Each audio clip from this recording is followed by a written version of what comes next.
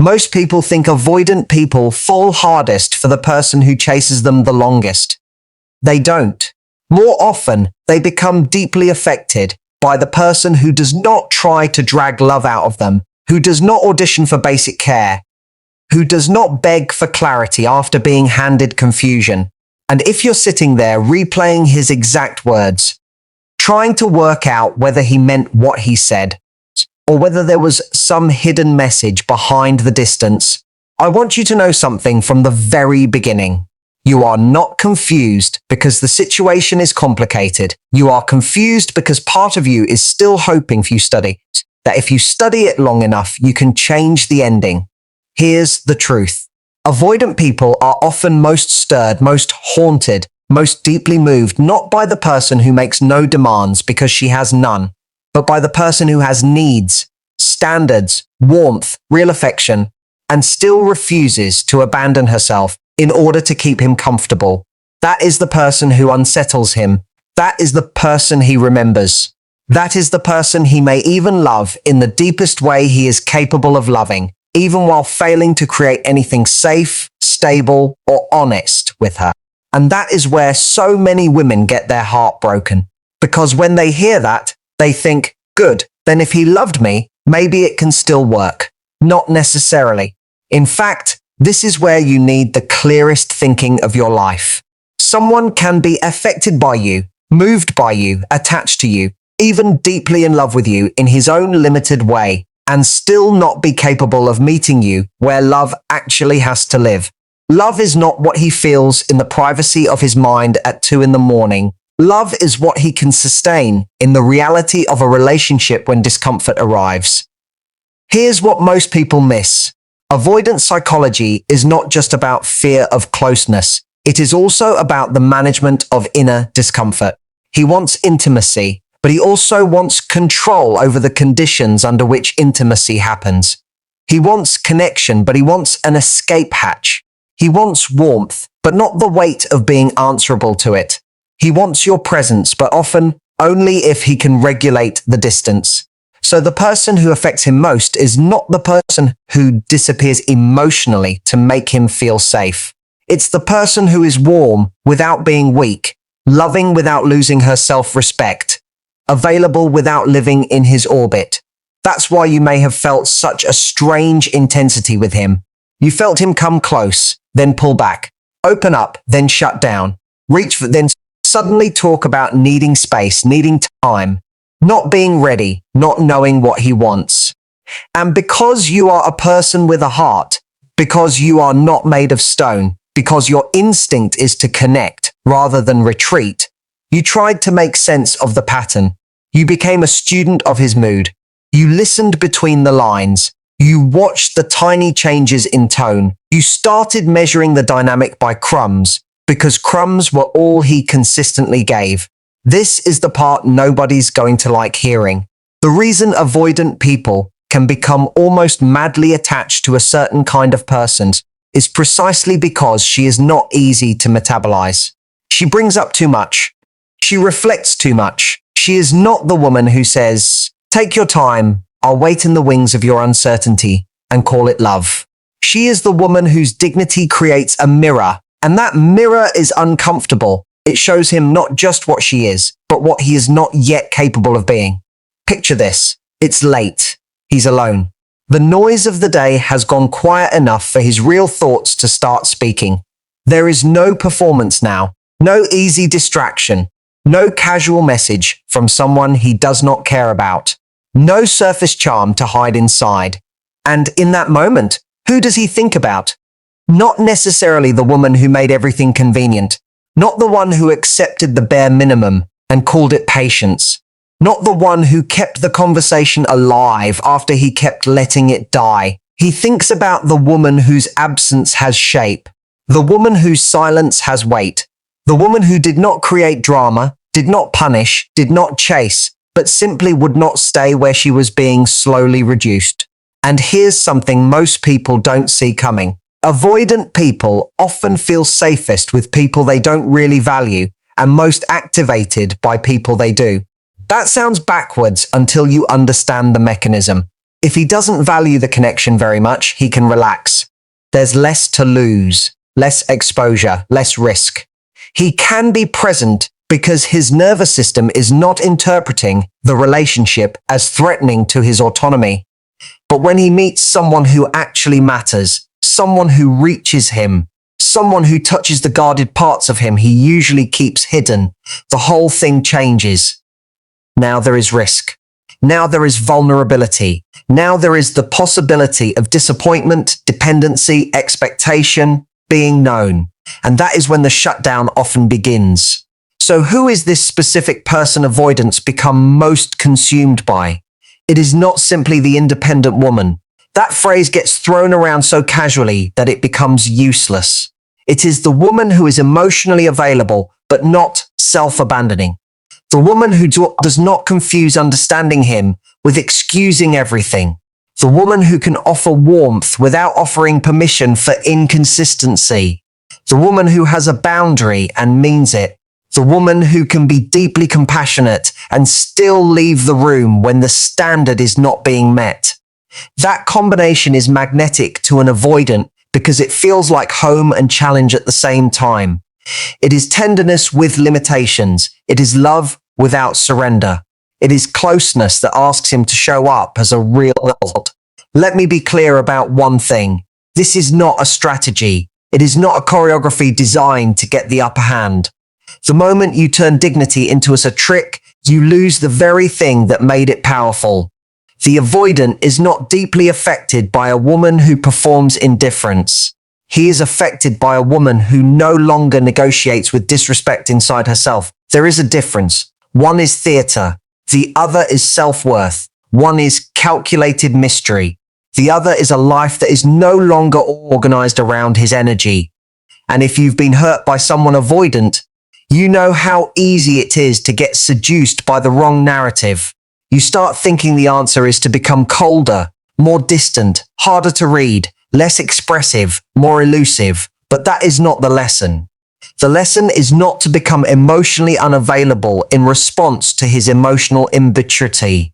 The lesson is to remain available to what is healthy and unavailable to what diminishes you.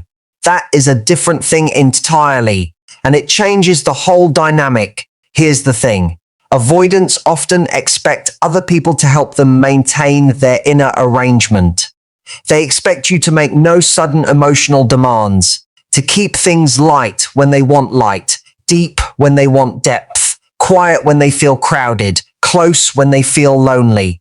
They want connection on terms that protect them from feeling trapped. So when you stop playing that role, when you stop smoothing over every rupture, when you stop taking responsibility for the entire narrative, something shifts. He didn't expect you to step back with grace. He expected you to over-explain instead. He expected a long text, a plea for clarity, another attempt to get him to define what he could feel but would not build. And when that doesn't come, he is left alone with the echo of his own choice. That echo matters more than people realize. Because while you are thinking, maybe he just moved on, maybe he didn't care, maybe I was easy to replace, what is often happening inside him is far less simple. He is feeling relief and loss at the same time. Relief because distance lowers his immediate anxiety. Loss because the person who genuinely reached him is no longer available in the same way. This is why avoidant connections can feel so maddening. He may pull away from exactly what he wants, then miss it intensely once it is gone. He may call closeness pressure when he is in it, then call the absence freedom for a day, then loneliness, then longing, then confusion. Think about it like this. An avoidant person often tries to keep intimacy at a tolerable temperature. Too much heat and he backs away. Too much expectation and he freezes. Too much dependence and he feels trapped. So he learns to live in half-light. Enough connection to feel less alone. Enough distance to feel in control. But then he meets someone real. Someone whose presence warms the room in a way he cannot quite regulate. Someone who is not performing, not bargaining, not trying to be the least needy person in the world just to be acceptable. That kind of person makes half-light feel hollow. And once someone has shown you what warmth really feels like, the old temperature can start to feel cold. I want to pause on that for a second. The person avoidance can become most attached to is often the person who confronts them with the difference between comfort and intimacy. Comfort is predictable, low risk, manageable. Intimacy is alive. It asks something. It requires responsiveness. It invites mutuality. He may say he wants intimacy, but if he has built a life around emotional self-protection, intimacy can feel like danger wearing a beautiful face. So he reaches for it and retreats from it in the same motion. And here is where you have to be incredibly careful not to romanticize suffering. Because yes, you may have been the woman who mattered. Yes, you may have been the one who made him feel more than anyone else. Yes, he may compare everyone to you afterward. Yes, your absence may create a void he did not anticipate. But if his pattern remains unchanged, then all you become is the unforgettable woman he still could not love well. And that is not a prize, that is just a more poetic version of heartbreak. Here's what's actually happening underneath all of this. Avoidant people often carry a private script. The script says, if I need no one too much, I stay safe. If I keep enough distance, I stay in control. If I minimize my needs before anyone can disappoint me, I never have to feel the full force of being let down. Then along comes someone who quietly threatens that script, not by forcing him, not by chasing him, but simply by being real enough to awaken his deeper longing. Suddenly, the old choreography fails.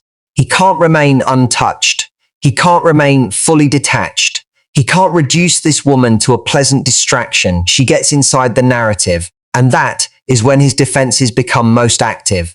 Not because you are wrong for him, but because you are right enough to matter. Again, do not turn that into a fairy tale. Being right enough to matter is not the same as being met. Plenty of women lose years of their life because they confuse impact with commitment. They think, if I'm the one he can't forget, then I should stay in the orbit. No. If he cannot meet you, then all his remembering changes nothing except the style of your pain. Imagine her at 11 at night, phone face down on the nightstand, replaying the moment he said he wasn't ready. Not because she didn't hear him, but because she's trying to decide whether that phrase means timing or truth. This is the agony of ambiguous rejection. A clean no hurts. But a vague no creates a corridor in the mind where hope keeps walking back and forth. He didn't expect you to believe him and leave. He expected you to interpret him instead. He expected you to search for the softer meaning, the hidden door, the version of his words that still allowed your devotion to remain on standby. And when you don't do that, when you take the words at face value and protect your dignity, something in him feels the loss of access.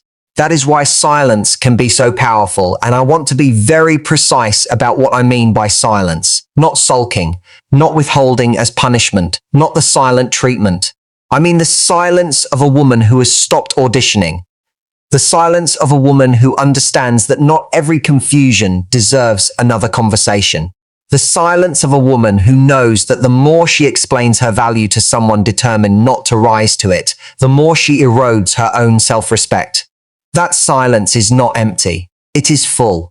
It is an absence with integrity. And here's the thing. The avoidant often believes he can manage the aftershock. He thinks, she'll be upset, but she'll probably reach out. She'll be hurt, but she'll leave the door ajar. She'll still be there in some form. Maybe as a friend, maybe as a possibility, maybe as a source of warmth I can circle back to when I feel lonely. He didn't expect you to become unavailable to the old pattern. He expected you to remain emotionally orbiting instead. He expected the orbit to survive the breakup, even if the relationship could not. And when the orbit collapses, he starts to feel something he was trying to avoid all along. Finality. Let me explain something slowly. Avoidants are often not undone by conflict. They are undone by consequence. Conflict can be intellectualized, delayed, minimized, dodged. Consequence is harder. Consequence is the reality that the person who brought warmth, attention, affection, aliveness, and possibility into his world has now reorganized her energy elsewhere. consequence is waking up and realizing that the door he assumed would remain loosely open has quietly closed, not with a slam, with dignity. That's when the void begins. At first, it feels like space. He tells himself he has room again, room to breathe, room to think, room to return to his routines, his independence, his self-protective calm. But space does not remain neutral when it used to be occupied by something meaningful. It becomes a vacuum. And a vacuum starts to pull. It pulls memory toward it. It pulls comparison toward it. It pulls regret toward it. The mind begins filling it with images of you, fragments of you, the exact way you listened, the softness you carried, the standard you quietly held, the moments he felt seen and then recoiled, because being seen asked too much. Then the vacuum becomes an echo. Now, it is not just that you are absent. It is that your absence repeats in the ordinary places, in the pauses of his day, in the times he would have reached for you without admitting how much he had begun to rely on that comfort. The echo is not dramatic. It is persistent. It turns up when he is making coffee, when he is driving, when someone else says something that reminds him how rare emotional safety actually is. And because he is avoidant, because he has trained himself to move away from discomfort rather than through it, the echo stays in the room longer than it would in someone else. Then the echo becomes weight. This is where he starts to feel the cost, not abstractly, but physically. The weight of knowing he let go of someone who offered real intimacy. The weight of realizing that not all attention is equal and not all affection is interchangeable. The weight of understanding, perhaps for the first time, that the woman he pushed away was not asking too much. She was simply asking for what a relationship requires. And that weight is unsettling because it does not accuse him with your voice. It confronts him with his own.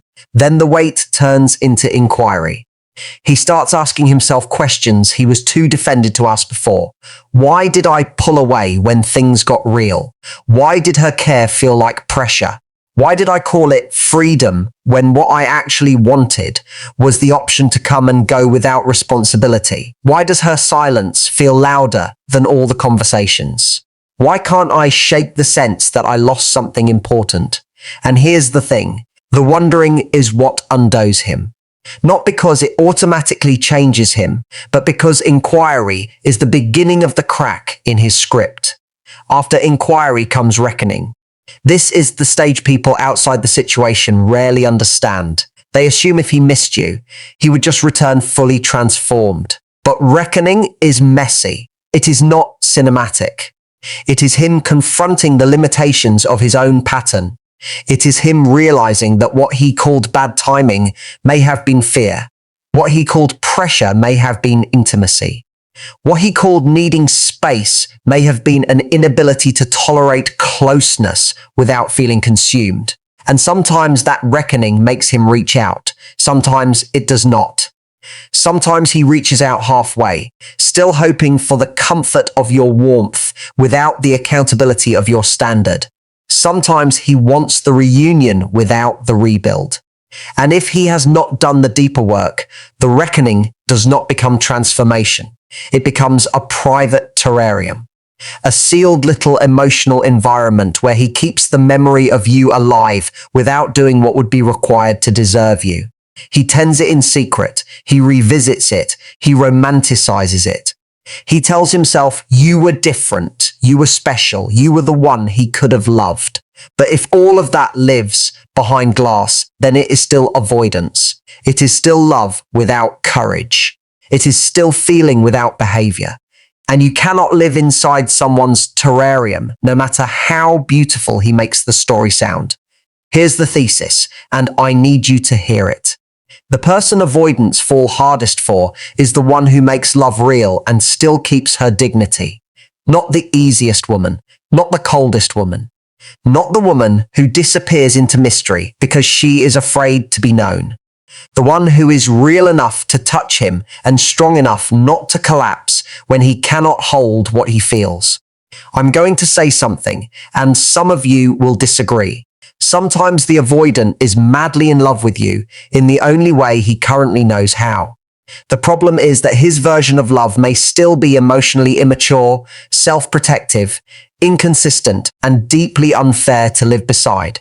You can be loved and still lonely. Chosen in theory and neglected in practice, desired in private and doubted in public, missed intensely and treated casually. Those contradictions do not mean your standards are too high. They mean his capacity is too low for what this relationship asks. And if you are the kind of woman who loves deeply, this is where your own pattern needs attention. Because the avoidant is not the only one with a script. You may have one too. Yours may say, if I love well enough, clearly enough, patiently enough, he will finally feel safe enough to stay. Yours may say, if I can just be understanding without asking for too much, maybe the power shift will happen and he'll see what he has. Yours may say, my pain is proof this matters, so I should keep holding on. But love is not proven by how much ambiguity you can endure. It is not proven by how little you ask for. It is not proven by how well you survive the bare minimum. Here's what most people miss. The reason the avoidant can become so attached to the woman with self-respect is not just that she affects him. It is that she refuses to help him maintain the lie. The lie is that connection can exist without responsibility, that warmth can be enjoyed without reciprocity, that someone can keep giving from the heart while accepting less and less in return. The woman with dignity interrupts that pattern simply by not participating in it. She is magnetic because she remains whole. He didn't expect you to let the silence stand. He expected you to rush in and fill it instead. And when you fill the silence, you rescue him from the experience that might have taught him something. You rescue him from the mirror. You rescue him from the void. You rescue him from having to feel the natural consequence of offering half love to a full-hearted person. That is why your silence, when it comes from self-worth, can become such a profound power shift. Not because it manipulates him, but because it stops protecting him from himself. Now, let me explain something slowly. There is a difference between being unforgettable and being chosen. An avoidant man may never forget the woman who challenged his pattern. He may talk about her years later, compare others to her, wonder about the comeback, imagine the reunion, feel the echo of what was possible. But if he has not become a man who can tolerate intimacy without treating it like a threat, then all of that amounts to a private ache, not a relationship. You do not build a future out of someone's delayed realization. This is where women get trapped in his narrative instead of reclaiming their own. They start thinking the goal is to become the woman he regrets losing. But that keeps the spotlight on him.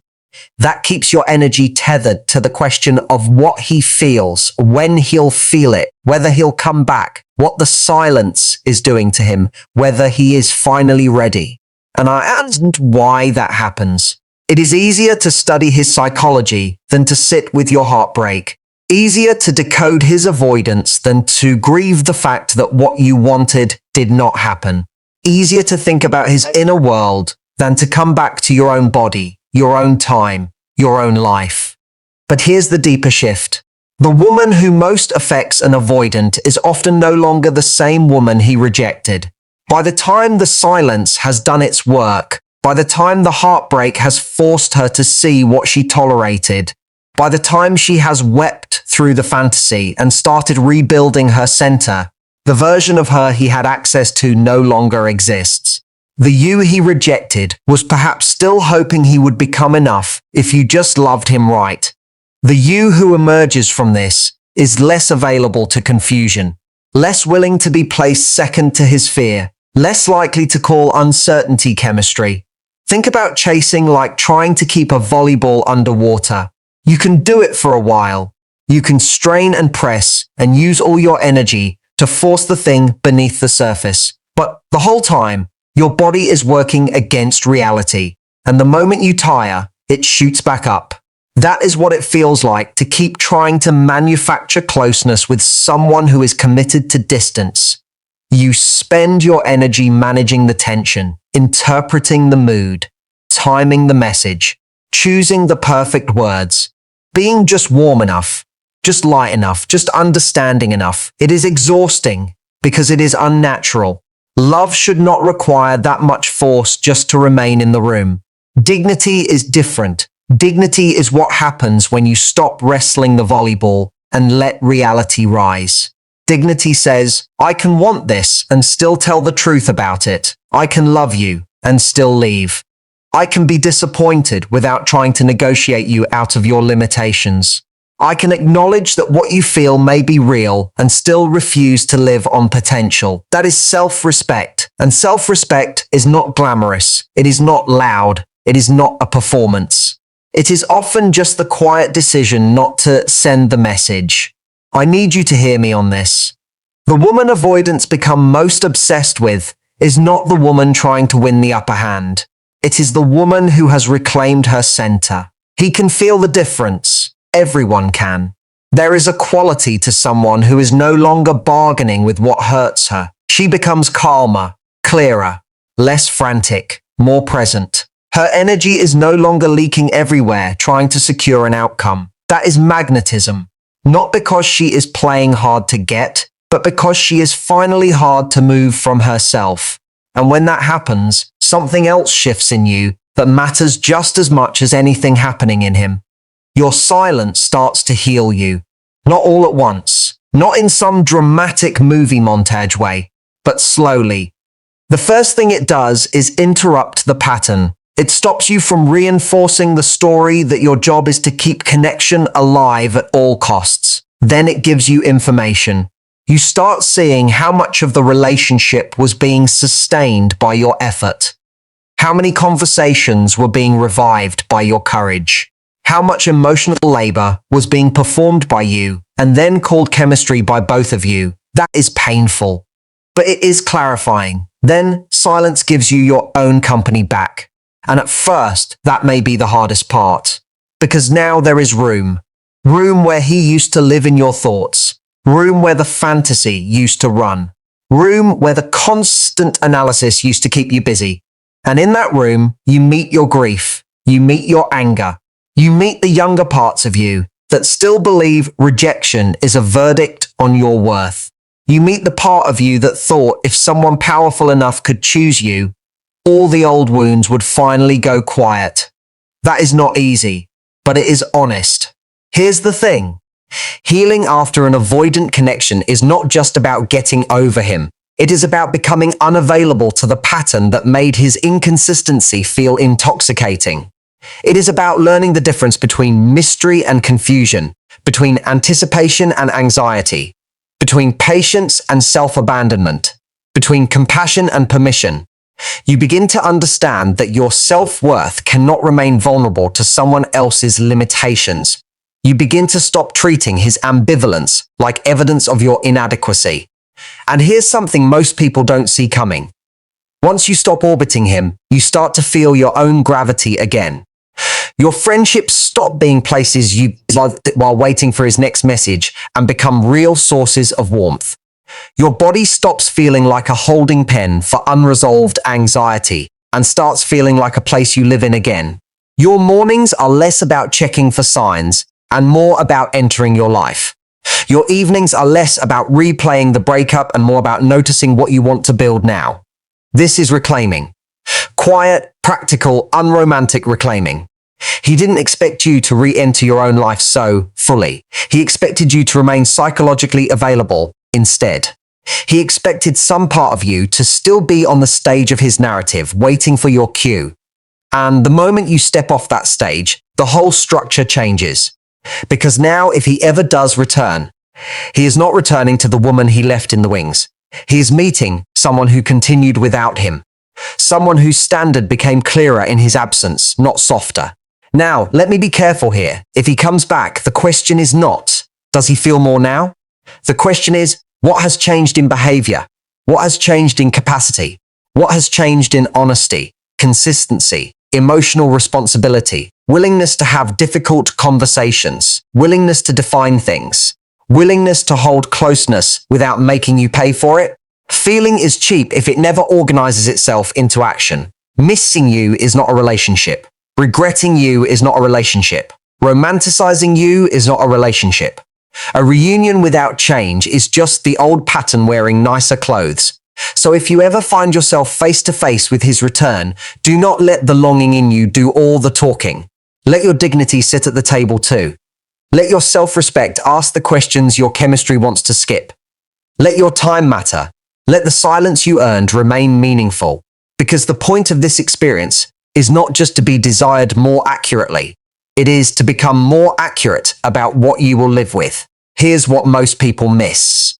The calmest woman in the room is often not the one who feels the least. She is the one who has stopped making every feeling a command. She misses him and does not text. She thinks of him and still goes to dinner with her friend. She feels the ache and still moves her body in the morning. She hears the old hope trying to reopen the case and says, no, not unless reality is different this time. That is maturity. That is what it means to be oriented around your own life. So let's talk about the practical re-entry, because heartbreak needs something human and real, not just theory.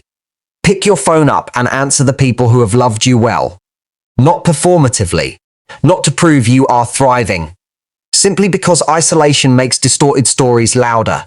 Let yourself be around people who do not make you earn steadiness. Move your body, not because you need a post-breakup transformation, but because your nervous system needs evidence that you are not trapped. Go for a walk. Lift something. Stretch.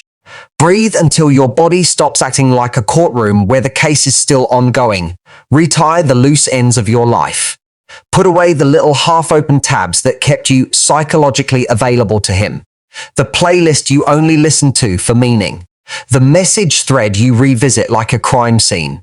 The social media checking you pretend is casual. The imaginary conversations in the shower. The tiny private rituals of remaining in the orbit.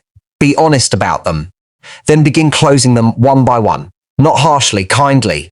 As an act of reclaiming your energy from the old script. And if you need language for the moment when you are tempted to reach out, use something simple and true. I miss him, but missing is not instruction. I care, but care does not cancel the pattern.